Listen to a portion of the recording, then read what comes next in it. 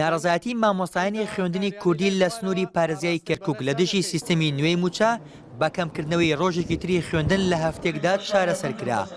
بەڕێوەبەری بەشی خوێندنی کوردی لە کۆبوونەوەیەکدا لەگەڵ بەڕێوەبەری سەرجەم خوێندنگە و قوتابخانە کوردیەکانی سنووری پارێزیای کەرکووک بڕیاردرا ڕۆژانی پێنجشەممە بکرێت بە پشوو.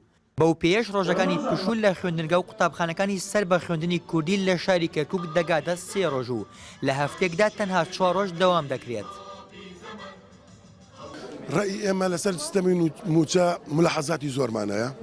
ئێمە لە کۆبوونەوە لەگەڵ حکوومەتدا وا بڕیار بوو کە مانجینەوە بە کاملی بدرێ و مانجی 10 11 و 12 تەنها پاشەکەوت بێت لە مانجی یەکشەوە لیستی موچە دروست بکرێ موچەکە داببەزێ بەڵام بە ڕێژەیە کەم 15 تا 20 دواتر تووشی شۆک بین کە بینیمان لیستی موچە نسبەیەکی زۆر لە موچەکانمان کەمە بێتەوە.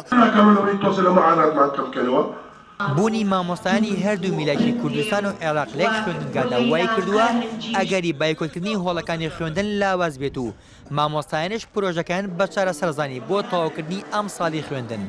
دەبێ هەنێکی تری بۆ بدۆزنەوە ئەویشەوەی یا مامۆستایان بڕۆنەوە سەر مەرکەزی لەسەر هەرێمی کوردستان نەمێنن یا ئەوەتانێ ئێمەش حاڵمە حاڵ ئەوە کاتر داوای موچەی خۆمانەکەین و بە کاملیەمانێ.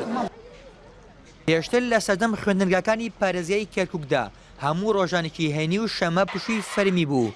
لە ئێستادا بەهۆی قەیرانی دارایی و ناڕەزایەتی مامۆستایان لە دژی سیستەمی نوێی موچە ڕۆژانی پێنجشەمەشان بە فەرمی بۆ کراوەتە پشوو.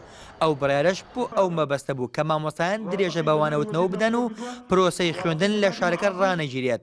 ئۆژین جۆڵا NRT کەرکووک.